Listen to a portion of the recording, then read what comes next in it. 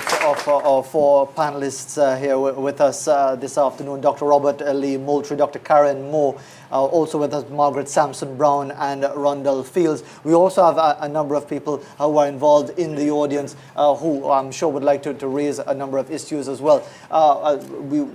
We do have the floor open immediately for any observations, for any questions. We'll continue the dialogue with our guest, Marcia Henville of Point Blank, and she's Point Blank front and center, which is no surprise.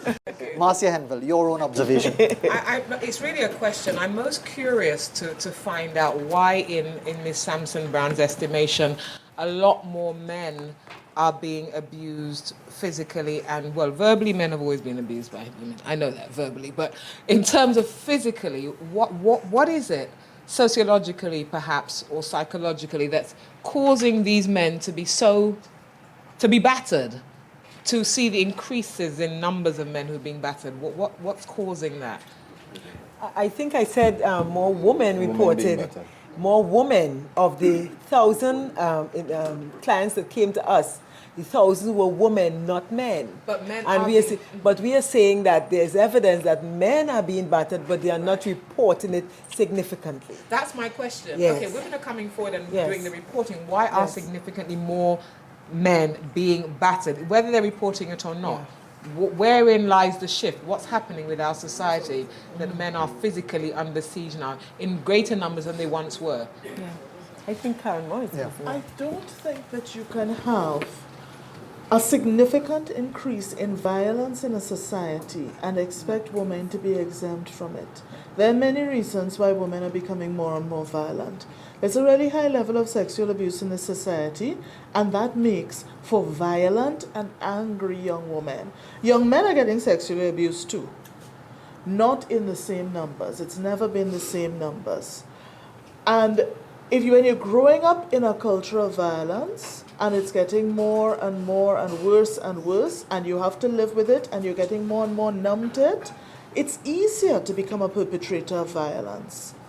And a lot of women are getting battered, as we're hearing from Margaret Sampson Brown, but a lot of them, yes, are also picking up the knife, the bat, the piece of wood, the bilna, the whatever it takes, and either fighting back or sometimes initiating. But we have higher levels of violence all around. Dr. Moultrie, your own take on this entire matter, because it does seem that we're bringing in a number of issues here, not just the issue of fathers and fatherhood, but the broader issues of violence and the stigmatization, the expectation generally from society that when it comes to violence, that it's usually the man beating the woman, although that might be changing now. How does this play into the whole question of the mother-father relationship, especially, and given that you're more or less prepared to deal with the court matter of it, when the relationship goes sour? How is that being dealt with in an environment where there seems to be a lot of confrontation rather than reconciliation for the benefit of the child? There is a strong correlation between a child's anger with their mother, a child's anger with their father, and an angry child. And there's a strong correlation of anger with violence. That all said, when a child has an impaired perception of the relationship with their mother or their father, one of the offshoots of that may very well be low self-esteem, and the self-esteem goes down, anger goes up. And some of those expressions are the many different forms of violence. One major form of violence is impairing that relationship between the child and their father, the child and their mother. It's a major form that we don't highlight as a form of violence to the mind of that child. There's no way I can address this just succinctly, but there's so many different aspects of that. Let me just try to jump quick. Actually, there was a study done back in the 70s to look at domestic violence, both in men and women. And there were thousands of people that were studied, and both men and women. And the first results showed that, in fact, women were more abuse and violent based upon the varied definition of violence than men were. Oh, no way. This is the time a group of talking about domestic violence. Can't be. Set up all the data, did all the statistics, everything correctly, did it again. This time they found out that the violence from women was not only higher than that of men, but it was even more than it was in the last study. What was going on was that violence of men to women is being addressed, and there's a decline all over, and the violence of women to men have been ignored. And in many places has gone through the rocket. Many places, many places don't even know the statistics. Trinidad and Tobago, we don't know the statistics. Well, we don't have statistics on anything. Which makes it so difficult to conduct a proper assessment of any situation. I will say, as I told Mr. Fields here, that a form of caring is statistics. When you care about something, it's what is happening to my people? What is going on? I know these things. I know these things as facts. If we don't care, we just assume it and this and that, we don't have the actual data and actual numbers and things of what's really going on. Whenever you have the violence in mother to child, father to child, you're likely increasing the violence to a next generation. And then a next set, and a next set. We have, as many people know, a lot of violence in our schools. Many people often talk about the violence of boys, boys, boys. But let me tell you, the violence of girls is through the roof. It's through the roof.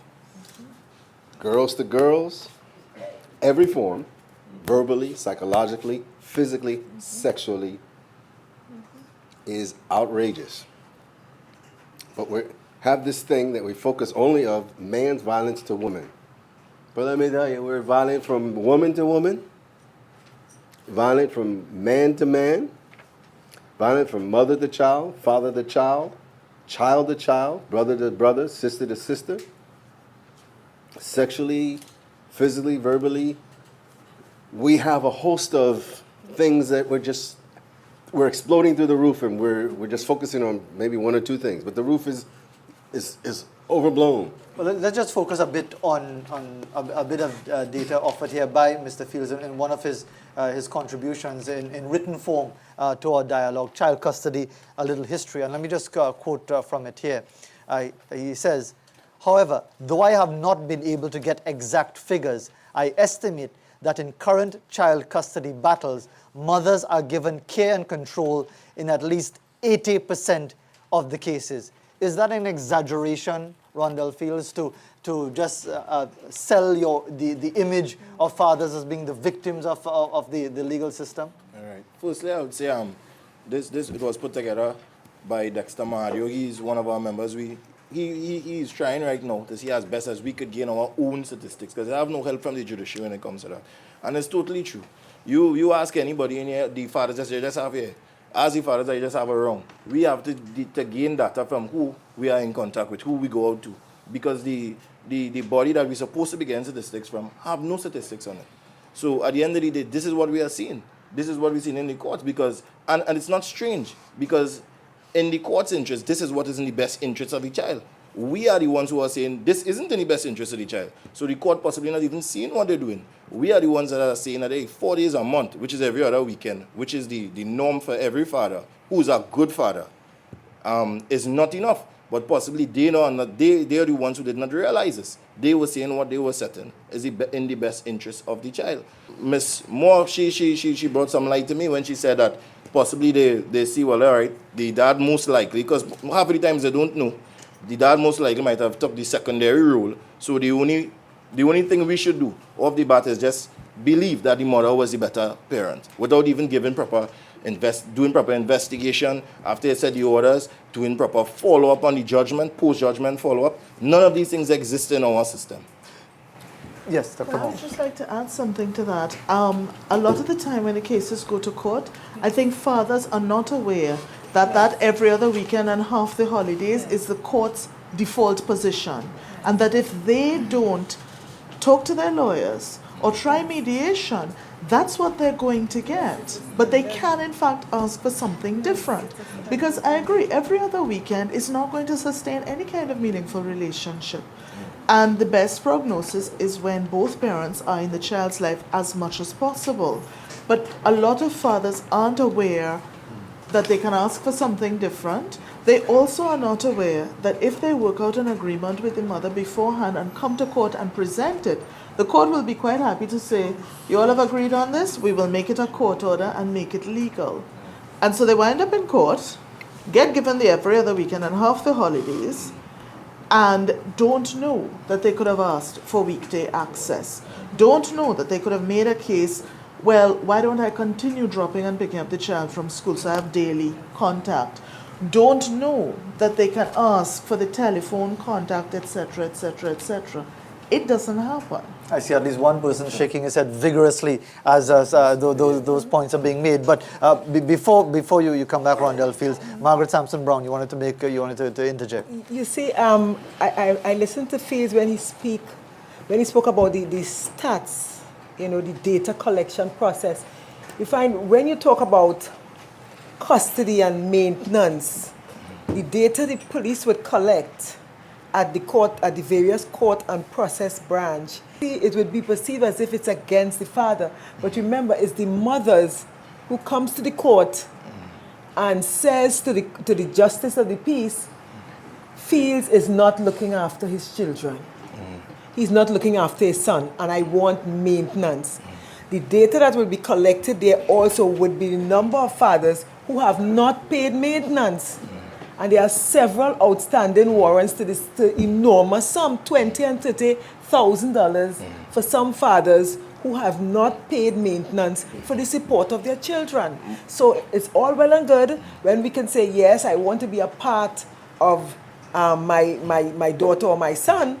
But then once the court makes a judgment, some of the fathers move away from their children. And you see them as a start. They just have to go and pay the maintenance.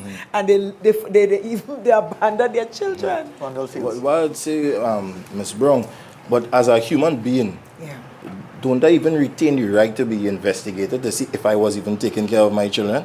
At the end of the day, that is the ultimate slap in your face.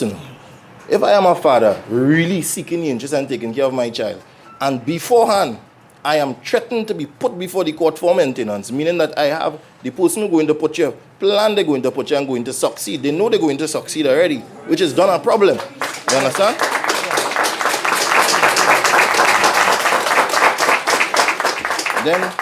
Then where is the fairness?